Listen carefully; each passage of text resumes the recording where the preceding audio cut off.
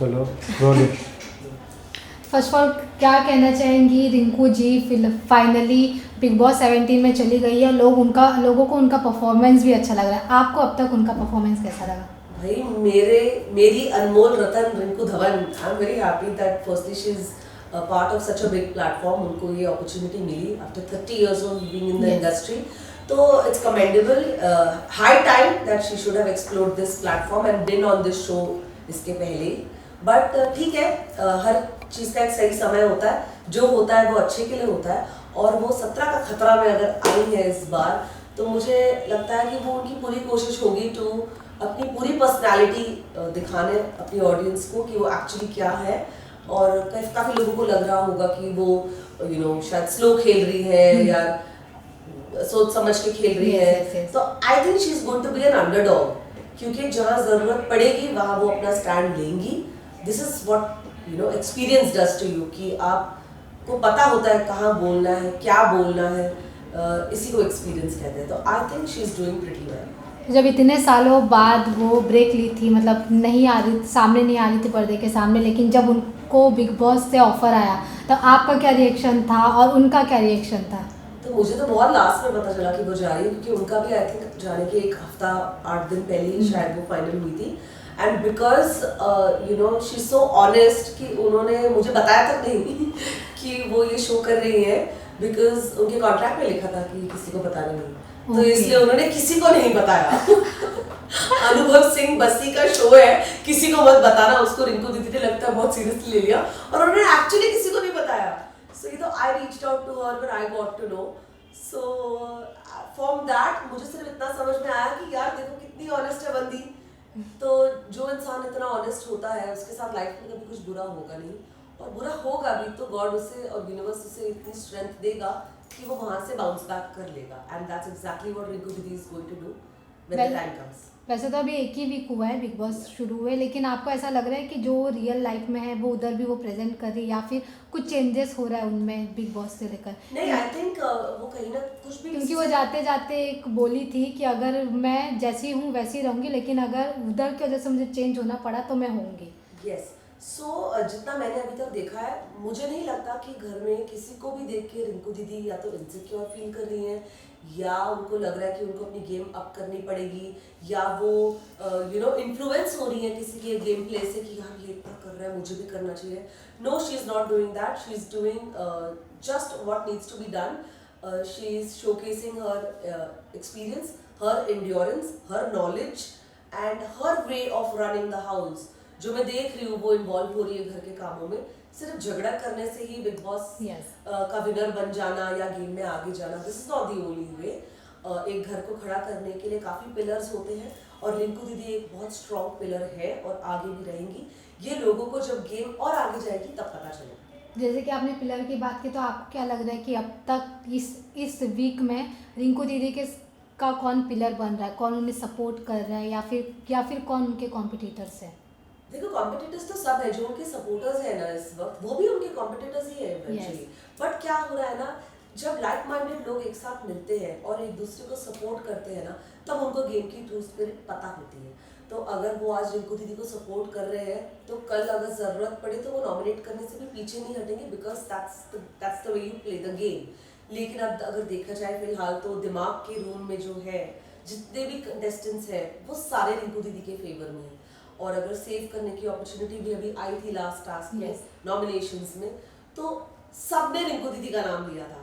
तो मुझे ऐसे लगा वाह यार, लोग लड़ झगड़ के या रिश्ते बना के अपने आप को शायद सेव कर रहे हैं, या उनके रिश्ते जो बन रहे हैं वो लोग उन्हें सेव कर रहे हैं। रिंकू दीदी तो सोलो खेल रही हैं। She is just lending her shoulder, her experience and her opinions to people when they ask you. और ये बहुत अच्छा साइन था कि she is gain support, that the whole team wanted to save her, the whole room of दिमाग wanted to save her. Apart from Rinku didi, आपका कौन और फेवरेट कंटेस्टेंट? मुझे ऑफ कोर्स विक्की अंकिता बहुत पसंद है, बिकॉज वो बहुत इन्वॉल्व है गेम के अंदर और पूरी तरह घुस गए हैं, और उनकी सारे जो फ्लेवर्स हैं, एज अ कपल बोलो, एज इंडिविजुअली बोलो, वो सारे दिख रहे हैं और बहुत एंटरटेनिंग लग रहा है उनको देख के। मुनव्वर आई रियली लाइक, क्योंकि बहुत अमेजिंग पर्सनालिटी है मुनव्वर। एक तो शब्दों का जो उनका खेल है, मैं वहीं से उनके साथ कनेक्ट करती हूँ, क्योंकि मुझे लगता है कहीं ना कहीं मैं भी ये जो काफिया वो करते हैं इसका शौक मुझे भी बहुत है। तो मज़ा आ रहा है उनको देख के बहुत। थोड़ा बीच में मुझे लग रहा था कि वो बहुत इमोशनल जोन में जा रहे हैं, but I can see that no, he is overcoming जो भी उनका मेंटल स्टेटस होगा, और वो अब गेम में पूरी तरह आ रहे हैं। तो मज़ा आ रहा है जैसे कि बिग बॉस OTT 2 देखा गया था, काफ़ी एंटरटेनिंग था, उसमें हर चीज़ हुआ था। एज़ कम्पेयर टू OTT 2, आपको ऐसा लग रहा है कि इधर भी एंटरटेन होगा वैसा जैसा हुआ था पहले? ऑफ कोर्स, एक तो मुझे लगता है किसी भी दो चीज़ के अंदर जो ये हम ना चाहते हुए भी जब हम कंपैरिजन करते हैं ना, वो हमें नहीं करनी चाहिए, because we have to take every project Yes. As a different flavour, क्योंकि लोग अलग है। अगर सेम चीज़ आप देखोगे तो आपको ही मज़ा नहीं आएगा। आपको खुद, अब अभिषेक को हम देख रहे हैं तो हमको यही लग रहा है ना कि वो देखा दिखाया रटा रटाया कर रहा है। Yes. तो ये हमको भी वो दिखता है वो। So it's a nice thing that 17 अलग टाइप के लोग आए हैं घर के अंदर और अपना अपना फ्लेवर दे रहे हैं, तो मजा आ रहा है। और मुझे लगता है फर्स्ट वीक में ही काफी ड्रामा, काफी मुद्दे और काफी सारी चीजें ऐसी आ गई थी जो शायद कहीं ना कहीं वीकेंड के वार पे भी एड्रेस नहीं की जा सकी, क्योंकि इतना कंटेंट था। Yes. तो मुझे लगता है पहली बार ऐसे हुआ कि फर्स्ट वीक के अंदर उनको इतना कंटेंट मिल गया। तो ये कहीं भी स्लो नहीं जा रहा season 17, and people will grow on you, these contestants will grow on you, because सबके रियल साइड्स अब दिख रहे हैं। जो पहले 2-3 दिन में शांत भी थे, तो वो अभी भी आ रहे हैं सामने। अभिषेक का परफॉर्मेंस आपको कैसा लग रहा है? क्योंकि OTT 2 के तो रनर अप थे, नहीं जीत पाए, लेकिन अब वो फिर से OTT 17 में है, तो आपको क्या कैसा लग रहा है? आई थिंक अभिषेक को थोड़ा और लेटर ऑन आना चाहिए था इस गेम में। He was not ready for this, Yes. Because वो अपना, उनका कोई बैलेंस ही नहीं है। हैंड फुट माउथ कोऑर्डिनेशन होता है ना, तो कहीं ना कहीं मुझे लगता है कुछ उनका है ही नहीं। दिल दिमाग दम सब फैल फैल के बिखर बिखर के आ रहा है बाहर, और कुछ भी ऐसा नहीं लग रहा कि वो उनके अंदर थोड़ा भी संयम है for anything. He is losing his cool on everything. So क्या टेस्टोस्टेरोन लेवल्स लगता है बहुत हाई हो गए उनके, तो या तो उनको मेडिटेट करना चाहिए, वर्कआउट नहीं करना चाहिए, because it's not working for him, because he is going way out of line and very aggressive even towards Isha. मुझे भी देख के कई बार डर लगता है कि ठीक है, ताली दो हाथ से नहीं बचती, कुछ ना कुछ हो रहा होगा जिस वजह से दोनों के बीच में इतनी फ्रिक्शन आ रही है, but he is very aggressive यार। ऐसा कह सकते हैं कि OTT 2 में वो थोड़े ठीक शांत थे, तो 17 में 17 मैंने उनको देखा ही नहीं। मुझे आई डोंट रिमेम्बर। मेरे लिए Abhishek is a new face in season 17। हालांकि मैंने सब बिग बॉस देखे, लेकिन फिर भी आई एम सरप्राइज कि मुझे नहीं आए थे क्या ये बिग बॉस OTT में थे, है ना? Sorry, but keeping that aside, I don't know that part of him, but here also जितने अग्रेसिव वो है उसकी ज़रूरत ही नहीं है, और उनके लिए अच्छा नहीं होगा बिकॉज इतने अग्रेशन के साथ कोई भी आपके साथ काम नहीं करना चाहेगा। जैसे कि OTT 2 में वो बना था, एक इतिहास रचा गया था कि एल्विश यादव जीते थे वाइल्ड कार्ड एंट्री के बाद, और वो आप पिछली बार आपने उनके ऊपर बोला भी था, उसके बाद आपको थ्रेड्स आने लगे, ट्रोल करने लगे आपको लोग, उसके बारे में क्या कहना चाहिए? बहुत डिस्टर्बिंग था ये, क्योंकि मैं 18 ईयर्स से इस इंडस्ट्री में काम कर रही हूँ, और मैंने कभी भी अपनी ओपिनियन बिना मांगे नहीं दी। मैंने कभी भी ऐसे लाइव स्ट्रीम करके या किसी के ऊपर कुछ भी, किसी के पॉइंट ऑफ व्यू को कॉल आउट करके मैंने कभी भी किसी भी सिचुएशन में से अपने आप को नहीं डाला है।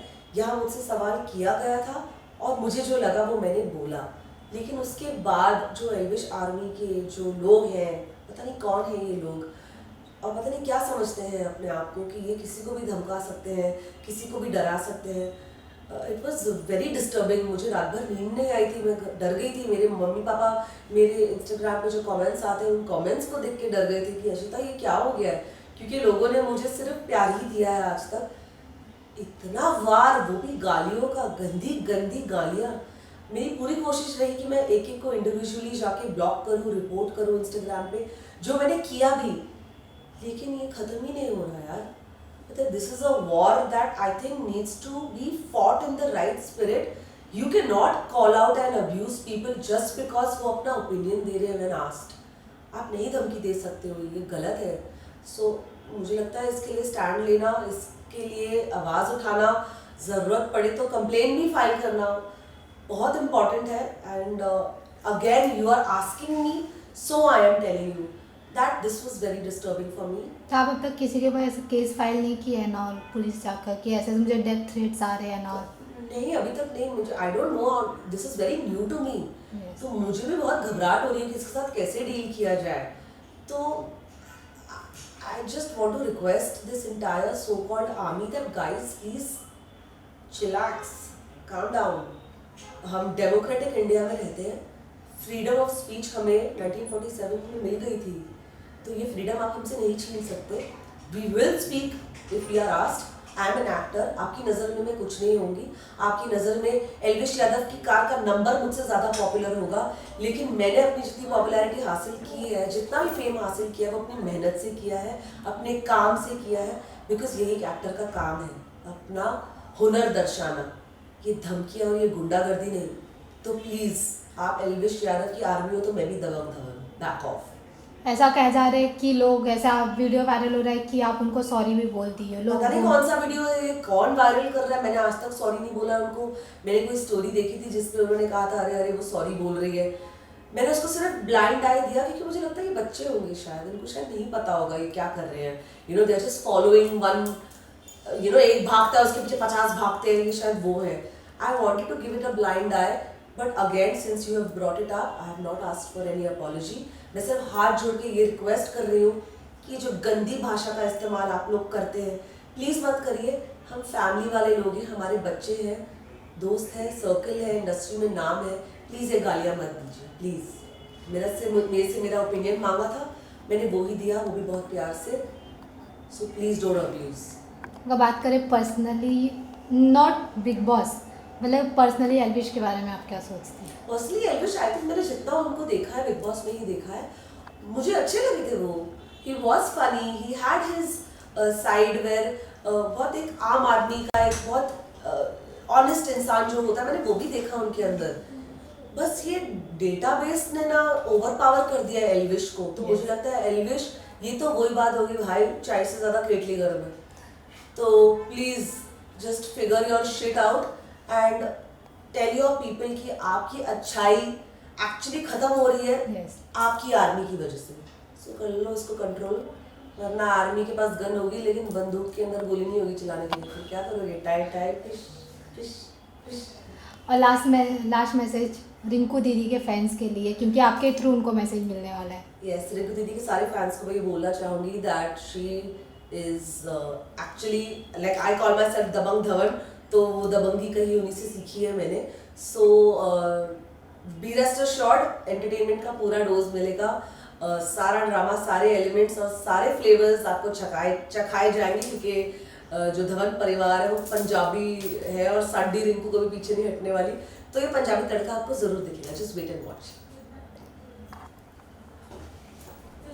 आप जब इतना बवाल मचाओ तो रिंकू दीदी कितना मचाएगी? मैं कहाँ बवाल मचा रही हूँ यार, मैं तो दिल से बोल रही हूँ जो बोल रही हूँ। बोलने का